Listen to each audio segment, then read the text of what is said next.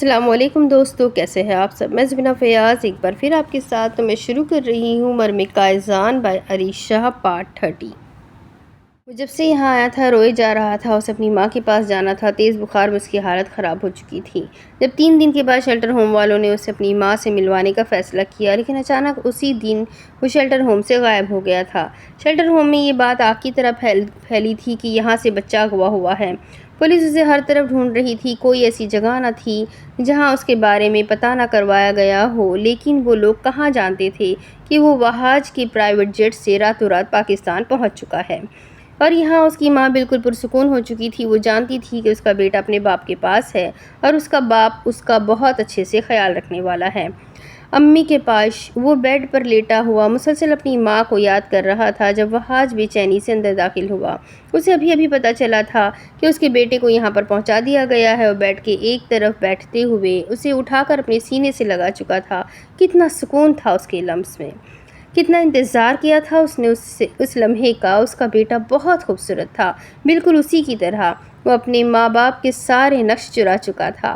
وہ کتنی ہی دیر اس کے بخار سے تپتے چہرے کو چومتا رہا۔ جشن کا انتظام کرو، میرے بیٹے کے ویلکم کا انتظام کرو، ہر وہ چیز اس کے قدموں میں بچھا دو جو اسے پسند ہے۔ وہ خوشی سے اپنے بیٹے کو اپنے سینے سے لگاتے باہر آیا اور ان سب کو حکم دیا تھا، جبکہ اپنے مالک کو خوش دیکھ کر وہ سب لوگ بھی خوش ہو گئے تھے۔ یقیناً ان پر بھی آج قیمتی تحفوں کی بارش ہونے والی تھی۔ بیٹا بولو ڈیڈی، میں تمہارا ڈیڈی ہوں، تمہارا باپ ہوں، تمہاری ماں نے تمہیں میرے بارے میں نہیں بتایا۔ وہ اسے اٹھائے باہر لان میں گھوم رہا تھا۔ آج وہ کسی اور سے بات ہی نہیں کر رہا تھا، اسے بس اپنے بیٹے کی آواز سنی تھی۔ جبکہ سمیر اس کے ساتھ چلتے چلتے کافی نفرت سے کائزان کو دیکھ رہا تھا۔ جب سے وہ آیا تھا وہ اس کے ساتھ بالکل بھی بات نہیں کر رہا تھا۔ اس نے پوری طرح سے اسے اگنور کر دیا تھا۔ وہ سمیر کو یہ بات بہت بری لگی تھی، کہنے کو وہ اسے زیادہ وقت نہیں دیتا تھا، ہاں لیکن جب بھی بات کرتا تھا تو وہ اس سے بہت محبت سے بات کرتا تھا۔ وہ کہتا تھا کہ وہ بالکل اس کے بیٹے کے جیسا ہے، لیکن سمیر صرف بیٹے کے جیسا تھا، بیٹا نہیں تھا۔ اور اب اس کا بیٹا آ گیا تھا تو وہ کسی بیٹے کے جیسے کو اہمیت کیوں دیتا؟ ڈیڈی نہیں ہوتا، بابا ہوتا ہے، وہ اس کے گلے میں پڑی چین کھینچتے ہوئے بولا تو وہاج نے کہکہا لگاتے ہوئے اپنے گلے سے چین اتار کر کائزان کی گردن میں پہنائی تھی۔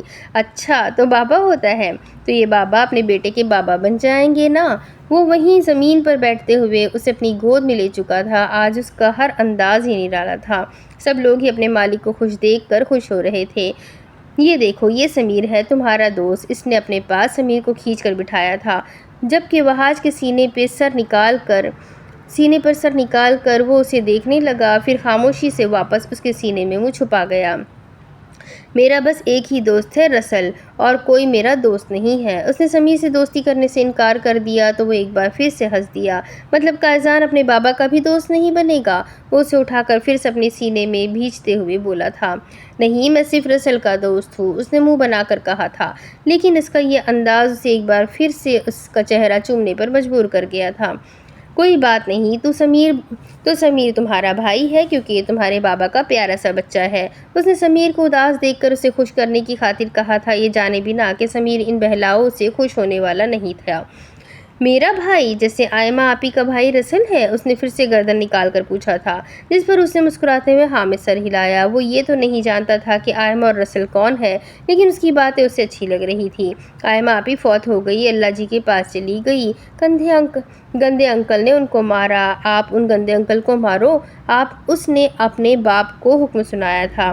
ہاں میری جان، آپ کے بابا سارے گندے انکل کو مار ڈالیں گے، بس آپ خوش رہو، بہت خوش رہو۔ وہ ایک دفعہ پھر سے اسے چومتے ہوئے بولا تھا۔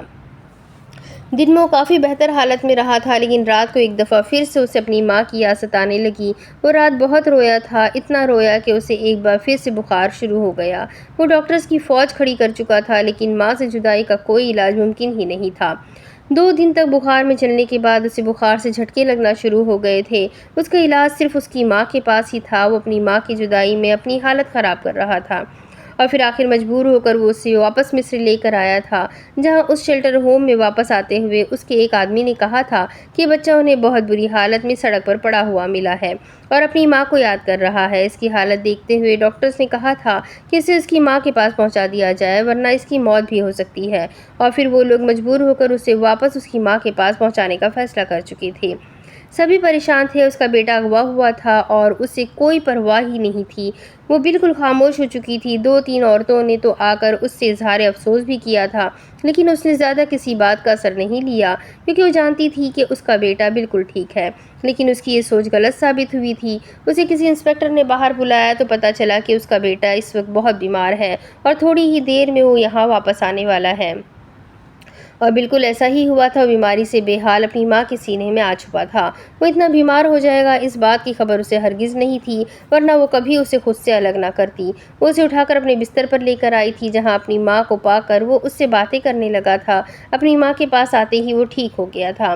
بخار تھا جس نے اپنے وقت پر ہی اترنا تھا، لیکن وہ خوش تھا اپنی ماں کو واپس پا کر، اور وہ اسے اب یہ بتا رہا تھا کہ وہ اپنے باپ سے مل کر آیا ہے اور وہ اس کی باتیں سن رہی تھی۔ وحاش نے ان چند دنوں میں اپنے بیٹے کو بہت پیار دیا تھا، اسے وہ ہر چیز دی تھی جس کی وہ خواہش کرتا تھا، لیکن وہ اپنی ماں کے بغیر نہیں رہ سکتا تھا اور وحاش اس کی یہ خواہش پوری نہیں کر سکتا تھا۔ لیکن جہاں 6 سال گزر چکے تھے، وہاں 4 سال اور گزرنے میں کتنا وقت لگنا تھا۔ وہ صبر و شکر سے اپنے ناکردہ جرم کی سزا پورے ہونے کا انتظار کر رہی تھی۔ رسل ہر سنڈے اس سے ملنے کے لیے آتا تھا، کیونکہ اب اس کی ماں تو نہیں رہی تھی، لیکن آنی تو تھی نا، اس کی ہمدرد نانی تو چھپ کر روتی تھی، اس کے سامنے کچھ کہتی ہی نہیں تھی۔ وہ ہر اتوار اپنی بہن اور ماں کی قبر پر جاتا تھا، دعائیں مانگتا تھا، پھول ڈالتا تھا اور ان سے بہت ساری باتیں کرتا تھا، لیکن وہ کوئی جواب نہیں دیتی تھی، کیونکہ وہ فوت ہو چکی تھی۔ لیکن اس کی آنی اس کے ہر سوال کا جواب دیتی تھی، اسی لیے وہ ہر سنڈے کو اس کے پاس آ جاتا تھا، قائزان کے ساتھ کھیلتا، خوش رہتا، لیکن وہ وحشت ناک منظر وہ بھولتا نہیں تھا۔ آج بھی رات سوتے ہوئے اس کی آنکھ کھل جاتی تھی، وہ چیختا تھا، چلاتا تھا، اس کا جسم پسینے سے شرابور ہو جاتا تھا۔ اس کی ننھی آنکھوں نے جو منظر دیکھا تھا، وہ اس کے لیے زندگی بھر کے لیے سزا بن چکا تھا۔ وقت کا کام تھا گزرنا، اور وقت گزر رہا تھا۔ وہ اس وقت کے ساتھ ساتھ دراصل سمجھ رہا تھا کہ اس کی بہن کے ساتھ کون سا ظلم ہوا تھا۔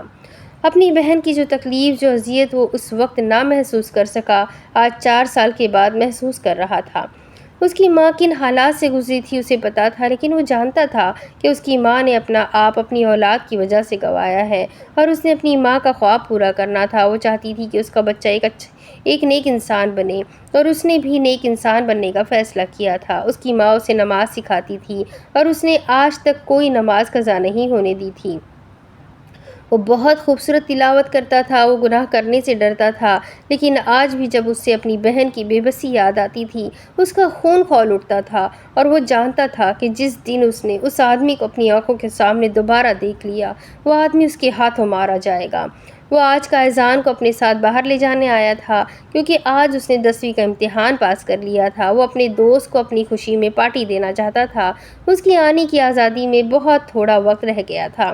2 مہینے کے بعد وہ ایک آزاد زندگی جینے والی تھی، اور قائزان اپنے بابا سے ملنے والا تھا، لیکن قائزان نے کہا تھا وہ اسے چھوڑ کر نہیں جائے گا، بلکہ وہ اپنے بابا سے کہے گا کہ وہ یہاں پر اس کے پاس آ جائے۔ اگر قائزان کے بابا اسے پیار کرتے ہوئے تو وہ آ جائیں گے اس کے پاس، ورنہ وہ ان کے پاس نہیں جائے گا، کیونکہ رسل اس کے لیے زیادہ اہم تھا، کیونکہ رسل اس کا اکلوتا دوست تھا جس کے بغیر وہ نہیں رہ سکتا تھا۔ رسل، یہ تم اس کو کیا کیا دکھانے کی عادتیں ڈال رہے ہو؟ رات کو یہ مجھے کہہ رہا تھا امی رسل آئے گا تو اس کے ساتھ میں برگر کھانے جاؤں گا۔ یہ کون سا طریقہ پکڑ کے رکھا ہے تم دونوں نے؟ تم دونوں باہر سے فضول چیزیں کھاتے ہو۔ وہ جیسے ہی آیا تھا، زرتاج نے اسے آڑے ہاتھ لیا تھا۔ وہ جانتی تھی رسل پیٹرول پمپ پر اپنی ٹی بوائے کی جاب شروع کر چکا تھا، جس میں اسے جو بھی پیسے مل رہے تھے وہ قائزان پر لگانے میں لگا تھا۔ آنی، میں نے کچھ نہیں کیا، اس کو ہی شوق ہو گیا تھا، میں نے برگر کھانا ہے تو میں نے بھی کھلا دیا، پھر اس کو اچھا لگ گیا تو ہم نے 3 دن کے بعد پھر سے کھایا، اس کو اور اچھا لگا تو ہم نے 3 دن کے بعد پھر سے کھا لیا، اور اسی طرح 3 دن کرتے ہم 15 بار وہ کھا چکے ہیں، اور ہمیں اب وہ 15 دفعہ اچھا لگا ہے تو پھر تو کھائیں گے ہی نا۔ آپ کے لیے لے کے آؤں؟ وہ ساتھ ہی اسے لالچ دینے لگا تھا، جس پر زرتاج نے اسے گھور کر دیکھا۔ کوئی ضرورت نہیں ہے نہ میرے لیے لانے کی اور نہ تم دونوں کو کھانے کی، وہ غصے سے اسے گھورتے ہوئے بولی تھی۔ تو پھر کیا کھاؤ آنی؟ نانی کی طبیعت بہت خراب ہو جاتی ہے، ان سے تو اٹھ کر چلا نہیں جاتا، کھانا کیسے بنائیں گی؟ اور وہ مجھے کھانا بنانا نہیں آتا نہیں، اور روز روز انڈا میں کھا نہیں سکتا، نانی مجھے بتاتی نہیں ہے۔ لیکن میں اندھا تھوڑی ہوں، کیا مجھے نظر نہیں آتا نانی کتنی بیمار ہے؟ میں ان کو اب کہتا ہی نہیں کھانا بنانے کے لیے۔ میں روز پیٹرول پمپ سے اپنے دن کی مزدوری لے لیتا ہوں اور رات کو کھانے کے لیے کچھ نہ کچھ لے جاتا ہوں جو نانی دن میں بھی کھا لیتی ہے۔ وہ تو شکر ہے کہ نانی کے علاج کا خرچہ گورنمنٹ کر رہی ہے، ورنہ آپ کو پتہ ہے نانی کے علاج پر کتنے پیسے لگتے ہیں۔ ڈاکٹر کہہ رہا تھا کہ یہ بڑھیا اچھی متھے لگ گئی ہے، کچھ حاصل بھی نہیں ہوتا اور روز روز اس کو چیک کرنے کے لیے بھی آنا پڑتا ہے۔ وہ اسے تفصیل سے بتا رہا تھا، جبکہ زرتاج صرف افسوس ہی کر سکتی تھی۔ وہ جانتی تھی کہ نرگس کی اماں کی طبیعت اب ٹھیک نہیں رہتی، وہ بہت بوڑھی ہو چکی ہے، لیکن یہ بھی خدا کا شکر تھا کہ وہ رسل کو جوان کر چکے تھے، وہ اپنا سہارا خود بن چکا تھا۔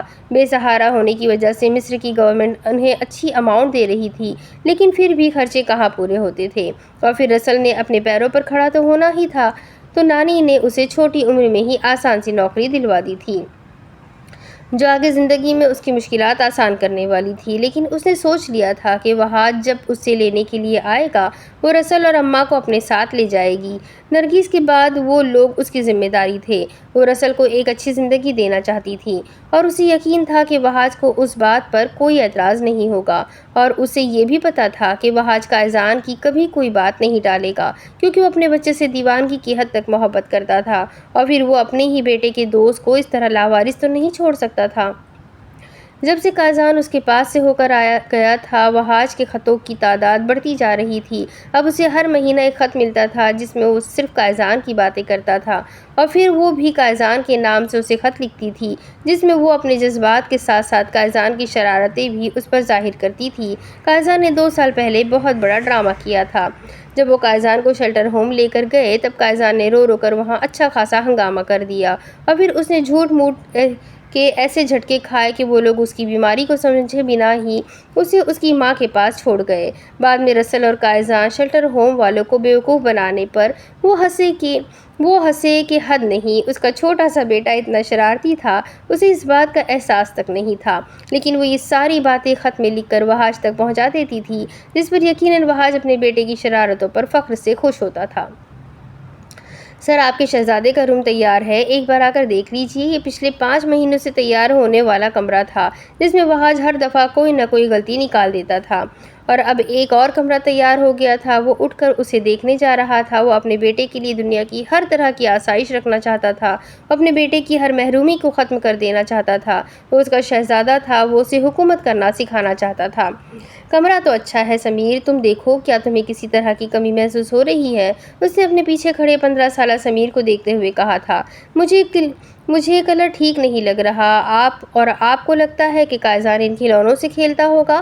اگر ایک لڑکے کے مائنڈ سے سوچا جائے تو کارز بائکس ہو سکتے ہیں اس کی چوائس، لیکن آپ کے بیٹے کے حساب سے سوچا جائے تو اسے وہ دینا چاہیے جو آپ اسے دینا چاہتے ہیں۔ تم چاہتے ہو کہ میں اسے گفٹ میں پستول دے دوں؟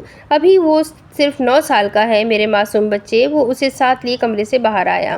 فی الحال اسے کھلونے ہی کھیلنے کے لیے چاہیے، فی الحال میں اسے کسی طرح کے ڈر میں مبتلا نہیں کرنا چاہتا، اور اسے سمجھاتے ہوئے بول رہا تھا۔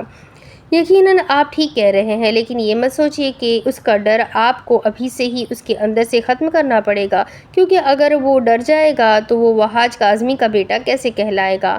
اس کے ڈر کو آپ نے ختم کرنا ہے۔ چھوٹی سی عمر سے ہی اگر آپ اس کے دماغ سے ڈر نکالیں گے تبھی بڑا ہو کر وہ میری طرح ہوگا۔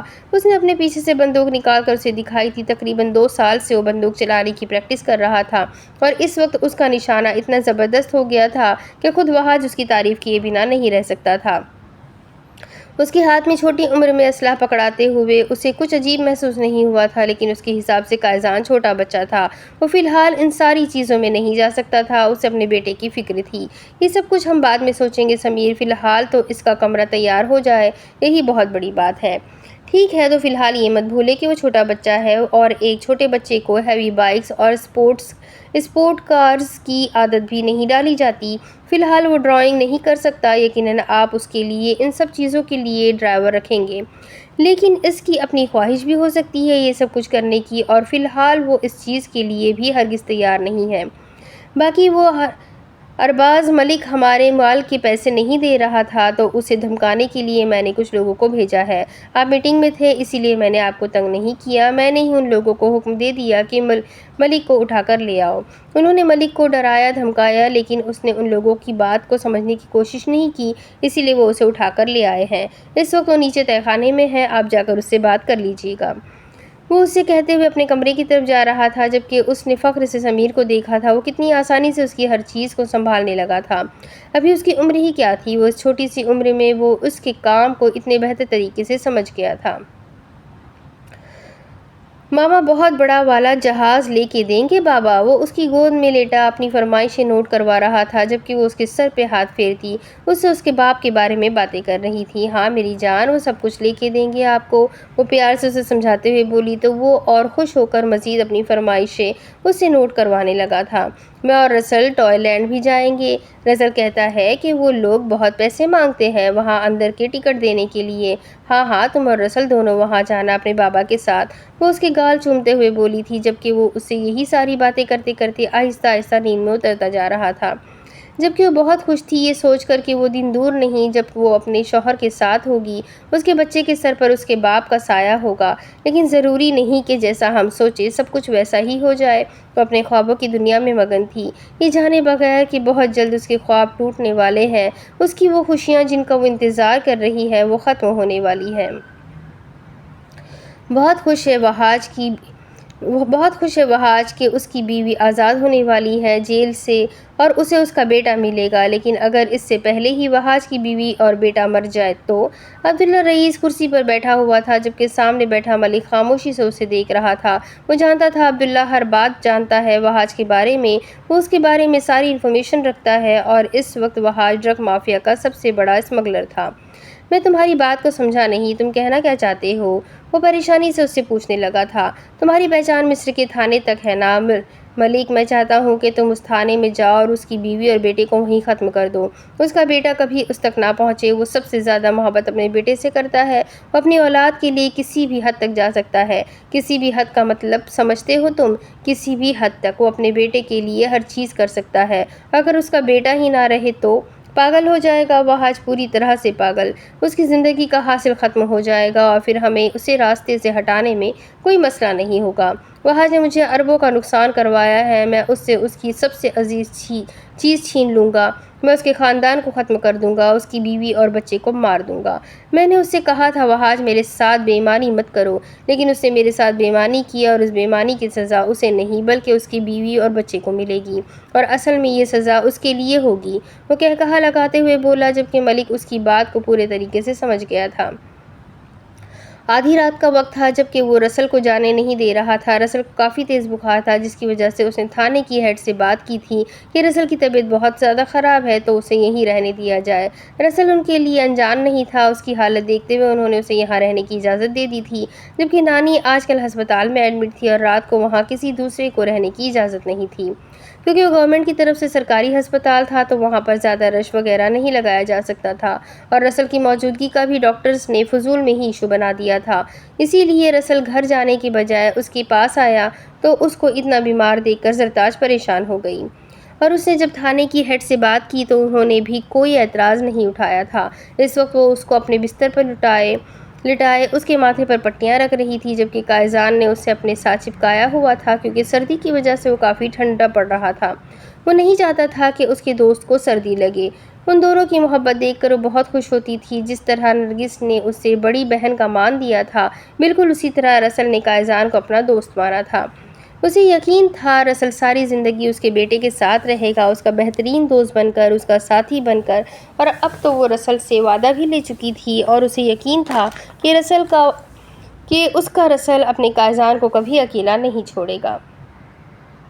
ان کا ایک ہی بیڈ تھا جس پر اس وقت رسل اور قائزان سو رہے تھے۔ وہ مسکراتے ہوئے ان کے سرہانے کی طرف بیٹھی ہوئی تھی۔ اب رسل کا بخار کافی بہتر تھا۔ تہجد کا وقت ہوا تو وہ نماز پڑھنے کی نیت سے اٹھ کر غسل خانے کی طرف جا رہی تھی۔ آج کل وہ جس کمرے میں رہ رہی تھی وہاں صرف 2 ہی عورتیں اور تھیں جو اس وقت گہری نیند میں سو رہی تھی، اور وہ ان لوگوں کو ان کے حال پر چھوڑتے ہوئے باہر کی طرف آئی تھی۔ 2 دفعہ اسے ایسا محسوس ہوا کہ کوئی اس کے پیچھے آ رہا ہے۔ اس نے 2-3 دفعہ مڑ کر دیکھا تھا لیکن کوئی بھی اسے نظر نہیں آیا۔ اپنے آس پاس شاید وہم کا شکار تھی سوچ کر وہ آگے بڑھی۔ غسل خانہ بہت دور تھا۔ وہ آگے بڑھ رہی تھی جب اسے پھر سے کوئی محسوس ہوا۔ وہ پیچھے کی طرف دیکھنے لگی جب اچانک ہی اسے اپنے پیچھے کوئی محسوس ہوا۔ اس نے مڑ کر دیکھا ہی تھا کہ کسی نے اس کے منہ پر ہاتھ رکھ دیا۔ واہ واہ وحاج کاظمی، کیا مال چھپا کے رکھا ہوا ہے، تیری بیوی اتنی حسین ہے۔ واہ واہ واہ وحاج کاظمی، کیا مال چھپا کے رکھا ہوا ہے، تیری بیوی اتنی حسین ہے۔ اگر مجھے پتا ہوتا تو میں پہلے ہی یہاں آ جاتا، لیکن خیر کوئی بات نہیں، دیر آئے درست آئے، فائدہ تو میں اب بھی اٹھا ہی لوں گا۔ اسے دھکا مارتے ہوئے زمین پر پھینک چکا تھا جب اس نے چیخنے کی کوشش کی، لیکن اس کے زوردار تھپڑ کی وجہ سے وہ ٹھیک سے کچھ بول ہی نہیں پائی۔ جب وہ اس کا دوپٹہ کھینچ کر اس کے منہ پر باندھنے لگا، وہ اسے دھکا دینے کی کوشش کر رہی تھی، خود سے دور کرنے کی کوشش کر رہی تھی، لیکن وہ اسے اپنے پاس کھینچتے ہوئے اس کے منہ کے اندر اس کا دوپٹہ گھسا رہا تھا کہ وہ آواز نہ نکال سکے۔ آنی کہاں چلی گئی؟ آپ دیکھیں قائزان رو رہا ہے۔ وہ قائزان کا ہاتھ پکڑے اسے باہر لے کر آ رہا تھا۔ اپنی ماں کو اپنے پاس محسوس نہ کر کے وہ رونے لگا تھا۔ آنی کیا آپ نماز پڑھنے گئے ہیں؟ وہ باہر کی طرف قدم اٹھاتا غسل خانے کی سائڈ پر آ رہا تھا جبکہ وہ آدمی اس کے منہ میں دوپٹہ گھسا کر اس کے سر پہ ہاتھ رکھتا اسے پیچھے کی طرف کھینچ رہا تھا۔ وہ آواز تک نہیں نکال پا رہی تھی تاکہ وہ انہیں پکار کر اپنی مدد کے لیے بلا سکے۔ نہ جانے کون تھا یہ آدمی جو اس کا دشمن بن گیا تھا۔ جب اچانک ہی وہ اسے دھکا دے کر باہر کی طرف بھاگی تھی، اپنے منہ سے دوپٹہ نکال کر اس نے چیخنے کی کوشش کی تھی جب اس نے پیچھے سے چھرا گھونپ کر زمین پر گرنے پر مجبور کر دیا تھا۔ چھوڑ میری آنی کو۔ رسل بھاگتے ہوئے اس کے پاس آیا تھا اور اسے زبردستی زرتاز سے دور کرنے کی کوشش کرنے لگا۔ جب اگلے ہی لمحے اس نے چھرے کا وار کرتے ہوئے اس کے ہاتھ پر چھری چلا دی اور اس کے ساتھ ہی اس کی پستول اس کے جیب سے نیچے زمین پر گر گئی تھی۔ رسل نے اپنے ہاتھ پر رونا دھونا کرنے کے بجائے اس پستول کو اپنے ہاتھ میں لے لیا تھا۔ چھوڑ میری آنی کو ورنہ میں تجھے مار دوں گا، وہ پستول اس پر تانے ہوئے بولا تھا جبکہ وہ کہا لگاتا زرتاز کو گلے سے پکڑ کر اس کے گلے پر چھری چلا چکا تھا۔ مر گئی تیری آنی، اسے دوسری سانس بھی نہیں آئے گی۔ بچے دے، یہ تیرے کھیلنے کی چیزیں نہیں ہیں۔ وہ اس سے بالکل بھی خوفزدہ نہیں ہوا تھا۔ یقیناً یہ سب کچھ کرنا اس کے لیے معمولی بات تھی اور اصل اس کی نیت کو بہت اچھے طریقے سے سمجھ گیا تھا۔ اس نے بنا سوچے سمجھے ہی سامنے کھڑے آدمی پر گولی چلائی تھی جب اس کے ہاتھ سے چھری نیچے زمین پر گر گئی، جسے بھاگ کر قائزان نے زمین سے اٹھاتے ہوئے اس کے پیٹ کے اندر دے مارا تھا۔ اس دفعہ وہ چلا اٹھا تھا۔ درد دونوں طرف سے برابر کا ہوا تھا اور وہ اگلے ہی لمحے زمین بوس ہو گیا تھا۔ آنی آپ کو کچھ نہیں ہوگا، آپ آنکھیں مت بند کیجیے گا۔ قائزان تو یہیں پر بیٹھ، میں ابھی کسی کو بلا کر لاتا ہوں۔ بھاگتے ہوئے اندر کی طرف جانے لگا تھا جب اچانک ہی اس نے اس کا ہاتھ تھام لیا۔ نہیں میرے بچوں، میری بات سنو، میرا بچنا اب ممکن نہیں ہے، لیکن تم لوگوں کے سامنے تم لوگوں کی زندگی پڑی ہے آج۔ جو تم لوگوں نے کیا ہے وہ بہت بڑا گناہ ہے۔ تھوڑی ہی دیر میں پولیس یہاں آ جائے گی۔ باہر کا راستہ کھلا ہوگا، تم دونوں وہاں سے بھاگ جانا اور کبھی یہاں واپس مت آنا۔ کسی کو کبھی پتہ نہ چلے کہ یہ قتل تم لوگوں نے کیا ہے۔ بھاگ جاؤ یہاں سے، اس سے پہلے کہ کوئی تم لوگوں کو پکڑ لے۔ بھاگ جاؤ۔ ادھر سے بے حال ہوتے ہوئے انہیں سمجھا رہی تھی جبکہ وہ دونوں ایک دوسرے کو حیرانی سے دیکھ رہے تھے اور پھر اس کے کہنے کے عین مطابق تھوڑی دیر میں وہاں پولیس بھاگتے ہوئے آئی تھی اور ان کی آنکھوں کے سامنے ہی وہ دم توڑ گئی تھی۔ رسل نے سچویشن کو سمجھتے ہوئے قائزان کا ہاتھ تھاما اور اسے اندر کی طرف لے گیا تھا۔ قائزان تو چھری نہ لے پایا تھا اس آدمی کے بدن سے، لیکن رسل پستول اٹھا کر لایا تھا۔ اس نے پستول وہاں پھینکنے کی غلطی نہیں کی تھی۔ شاید اسے اندازہ تھا کہ آگے زندگی میں یہ اس کے کام آنے والی ہے۔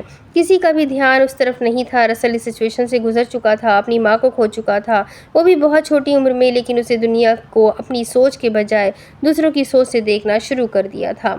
وہ سمجھ چکا تھا کہ ان کے ساتھ کیا ہونے والا ہے۔ جیسے ہی سب لوگوں نے وہاں اکٹھا ہونا شروع کیا، وہ آہستہ سے پچھلے راستے سے نکل گیا تھا۔ کسی نے بھی اسے روکنے یا کچھ بھی پوچھنے کی کوشش نہیں کی تھی کیونکہ اس سے کبھی بھی کچھ بھی پوچھا نہیں گیا تھا۔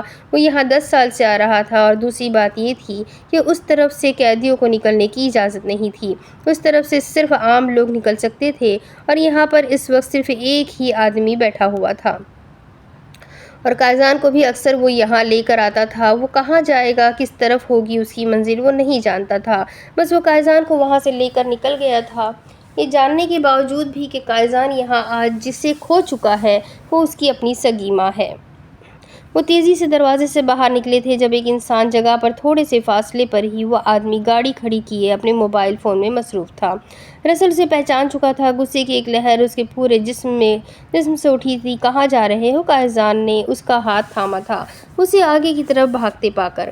تجھے یاد ہے آئمہ آپی کو کسی آدمی نے جان سے مار ڈالا تھا؟ وہ ہے وہ آدمی جو آج میرے ہاتھ سے مرے گا، وہ غصے سے کہتے ہوئے اس نے بندوق کو اپنے دونوں ہاتھوں کی مدد سے لوڈ کرنے کی کوشش کی تھی، لیکن بہت کوشش کے باوجود بھی وہ ایسا کرنے میں کامیاب نہیں ہو پایا تھا۔ تو اسے سامنے ہی ایک لوہے کا راڈ دیوار کے سامنے نظر آیا تھا۔ وہ اپنے غصے کو قابو کرتے ہوئے اس دیوار کے پاس آیا اور اس نے مشکل سے ہی صحیح لیکن اس راڈ اور دیوار کے سہارے اس گن کو لوڈ کر لیا تھا اور پھر بھاگتے ہوئے اس آدمی کے سامنے آیا۔ تم ہی ہو نا جس نے میری بہن کو موت کے گھاٹ اتارا تھا؟ میری بہن کو مار کر تمہیں کیا لگا کہ تمہیں تمہارے کیے کی سزا کبھی نہیں ملے گی؟ نہیں، تم غلط تھے، کیونکہ میں تمہیں تمہارے کیے کی سزا ضرور دوں گا۔ وہ اس پر بندوق تانتے ہوئے بولا تھا۔ وہ آدمی پولیس والا تھا، اس وقت تھانے کے باہر کھڑا۔ وہ شاید پولیس اسٹیشن کے اندر ہی جانے والا تھا، لیکن اس سے پہلے ہی اس کی موت اس کے سامنے آ گئی تھی۔ رسل نے گولی اس کے سینے کے بیچوں بیچ چلائی تھی۔ اس آدمی نے ہوشیاری دکھاتے ہوئے اپنی پستول نکالنا چاہی تھی، لیکن اس سے پہلے ہی رسل اس کا کام تمام کر چکا تھا، جبکہ بھاگتے ہوئے واپس اس کے پاس آ کر اس نے قائزان کا ہاتھ تھاما تھا اور اسے کھینچتے ہوئے اپنے ساتھ لے گیا تھا۔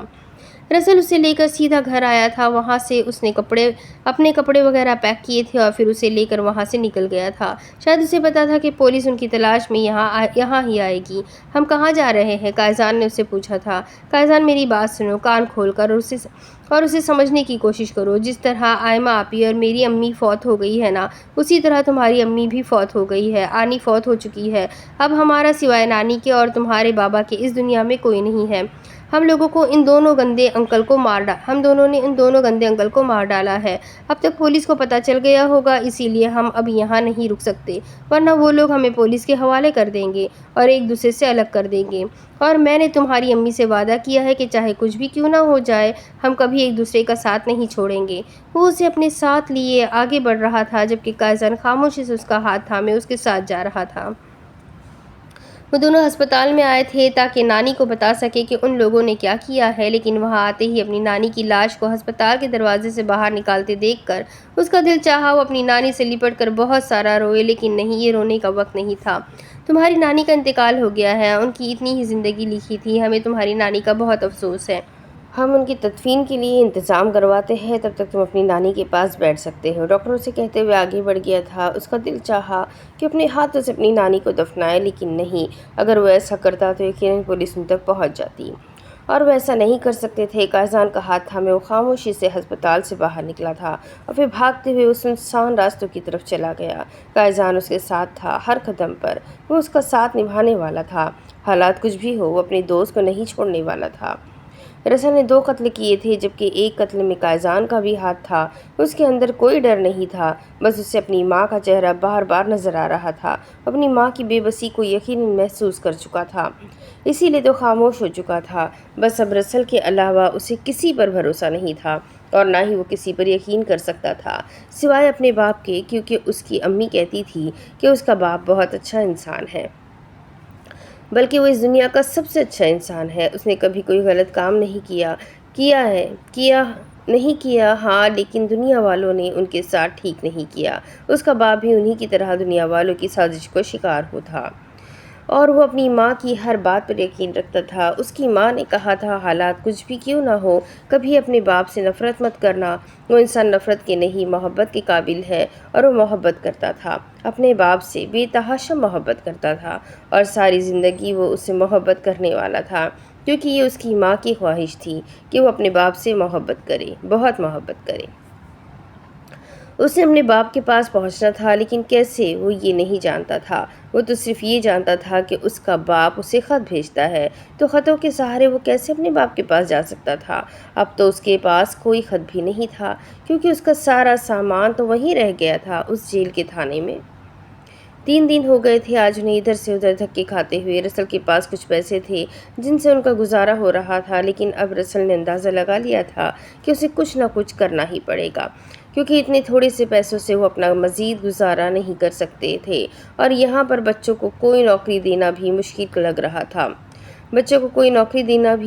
रहा था। जबकि कायज़ान अपनी माँ की जुदाई को आहिस्ता आहिस्ता कबूल करता अब बीमारी की तरफ जा रहा था।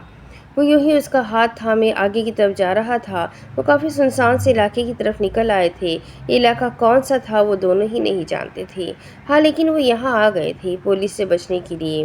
तो अजीब सुनसान गलियों की तरफ जा रहे थे। रात का अंधेरा आहिस्ता आहिस्ता फैलता जा रहा था। रसल को अब अंधेरे से डर नहीं लगता था, और कायज़ान के पास रसल था, इसीलिए उसे किसी चीज़ से डर नहीं लगता था। मार दे इसे, यही है तेरी माँ का कातिल, ख़त्म कर दे इसे, तू कर सकता है, ये तेरे लिए मुश्किल नहीं है, मार दे इसको, मैं तुझे कह रहा हूँ ना। उन दोनों के कानों से आवाज़ टकराई थी। मिस्री ज़बान को समझना उन दोनों के लिए ही मुश्किल नहीं था। एक आदमी एक छोटे से बच्चे के हाथ में पिस्तौल दिए उसे एक ज़मीन पर पड़े आदमी को मारने के लिए फोर्स कर रहा था। उस आदमी ने मुड़कर देखा था और दोनों बच्चे बिना खौफ और डर के उसकी तरफ देख रहे थे। उसने उंगली के इशारे से उन्हें पास बुलाया था, जबकि पास खड़े बच्चे को वो अब तक फोर्स कर रहा था। नहीं, मैं नहीं मारूंगा, कत्ल करना गुनाह है, मैं नहीं करूंगा।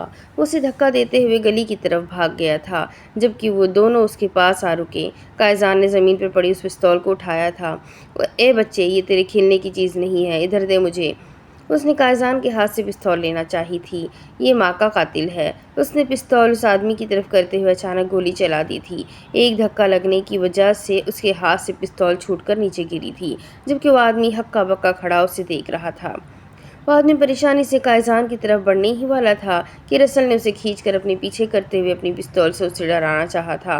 वो हैरान और परेशान उस बच्चे के हाथ में पिस्तौल देखकर समझ गया था कि वो कोई आम बच्चे हरगिज़ नहीं। ऐसा खिलौना हमारे पास भी है, हमें डराने या धमकाने की कोशिश मत करना। भूख लगी है, हमें खाना चाहिए, उसने उस आदमी की तरफ देखते हुए कहा। तो उसने अगले ही लम्हे अपनी जेब से पैसे निकाल कर उसे देने चाहे थे। रसल ने नफरत से उसे देखा। तुझे भिखारी लग रहे हैं हम, उसने सवालिया अंदाज से उससे सवाल पूछा था। तुम लोग जब तक मुझे बताओगे नहीं कि तुम लोग कौन हो, मैं क्या समझ पाऊंगा तुम लोगों के बारे में। वो परेशानी से कहने लगा था। जेल से भाग कर आए हैं, 2 कत्ल रास्ते में किए हैं, एक यहाँ कर दिया। अब तो तुम्हें समझ में आ ही गया होगा कि हम कौन हैं। रसल के अंदर ज़र्रा बराबर भी डर नहीं था, जबकि कायज़ान के अंदर वो डर आने नहीं देना चाहता था। तुम लोगों ने उसे क्यों मारा? और वो पीछे खड़े लड़के से पूछना चाहता था, जबकि कायज़ान बिल्कुल खामोश खड़ा उसी को देख रहा था। उसने अम्मी को मारा था ना, उसने रसल को जवाब दिया था, जबकि रसल एक नज़र उसे देखकर फिर से उस आदमी की तरफ देखने लगा। जिसे रसल उसकी बात को समझ गया हो, लेकिन वो आदमी नहीं समझ सका था। वो तुम्हारी अम्मी तो नहीं थी ना, उसने परेशानी से कहा था। थी तो अम्मी ही ना, हमारी थी या नहीं थी, उनका बेटा बदला ना ले सका, हमने ले लिया। जवाब अब भी रसल की तरफ से आया। चलो मेरे साथ, मैं तुम्हें किसी आदमी से मिलवाता हूँ, वो तुम लोगों से मिलकर खुश होगा और हो सकता है वो तुम लोगों की मदद भी कर देगा। हम लोगों ने पाकिस्तान जाना है, क्या वो हमें पाकिस्तान पहुँचा सकता है? उसने उसकी तरफ देखते हुए पूछा था, जबकि वो बस उसे अपने साथ आने का इशारा कर चुका था। उसका हाथ थाम कर एक दफ़ा फिर से उसी के साथ जाने लगा था। वो ये तो नहीं जानता था कि वहाज काज़मी उसके साथ कैसा रहेगा। हाँ, लेकिन वो अपने बेटे को ढूंढ रहा होगा। वो उसके बेटे को उसके हवाले कर देना चाहता था। रसल जानता था वो खुद को संभाल सकता है, लेकिन शायद उसके साथ कायज़ान की ज़िंदगी बर्बाद हो सकती थी। अब तक उसके हिसाब से दोनों कत्ल उसने किए थे, लेकिन आज कायज़ान ने जिस तरह बिना डर और खौफ के कत्ल किया था, वो समझ गया था कि ये मामला अब रुकने वाला नहीं है। उसने यही सोचा था कि अगर कोई मुसीबत आगे उनका इंतज़ार करती हुई तो कायज़ान का ये इल्ज़ाम अपने सर पे ले लेगा और अपनी आनी से किए हुए वादे को ज़रूर निभाएगा। वो कायज़ान पर कभी कोई मुसीबत नहीं आने देगा, वो उसे कभी किसी मैदान में अकेला नहीं छोड़ेगा। अब इसकी आगे की कहानी मैं आपको अगली किस्त में सुनाती हूँ कि आगे क्या होगा। बहुत मज़ेदार नावल है। अब ये लोग कैसे बड़े होंगे, इन्हें डब्लू कैसे मिलेगा, ये अपने बाप से कैसे मिलेगा, बहुत सारे सवाल हैं और उन सब के जवाब आगे नावल में मौजूद है। तो जानने के लिए मेरे साथ बने रहें। वीडियो को लाइक करें, चैनल को सब्सक्राइब कर दें, बेल आइकन को ज़रूर दबा दें और अपने कॉन्टैक्ट्स में इस नावल को ज़रूर शेयर करें। तो मिलते हैं अगले वीडियो में, तब तक के लिए अपना खूब सारा ख्याल रखें, मुझे भी दुआओं में याद रखें। अल्लाह हाफ़िज़।